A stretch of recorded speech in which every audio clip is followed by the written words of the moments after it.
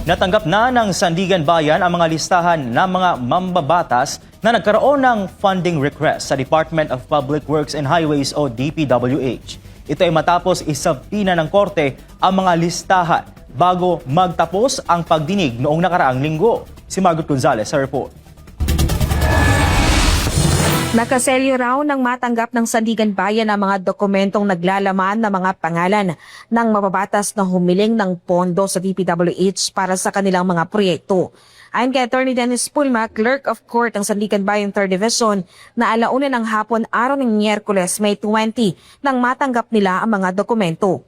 Patatandaan na noong nagkaraang pagdinig, pinasupina ng korte ang mga dokumentong hawak ng testigong sa Gerard Longoria, ang Programming Chief ng DPWH Planning Division. Batay sa testimonya ng DPWH official, may mga lagda at mayroon ding wala ang mga papel na naglalaman ng mga funding request ng mga mamabatas. Isa sa mga pinangalanan nito ay si Senator Raffy Tulfo.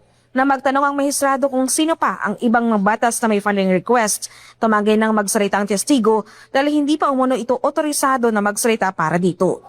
Pero ang korte, pinag-utos na maibigay ng witness ang mga listahan na hawak nito mula sa mga proyektong napondohan noong taong 2024 hanggang 2025 at ang mga proponent nito. May posibilidad naman na muling maipatawag sa pagdinig ang naturang testigo. Samantala, pinasusumitin na ng Office of Ombudsman si dating Senate President Chis Escudero ng counter-affidavit para sa reklamang plunder, graft at bribery bilang bahagi ng preliminary investigation o PI. Nasa PI na rin ang reklamo laban kay dating House Speaker Martin Romualdez, partikular ang money laundering, habang nasa fact-finding naman ang plunder complaint.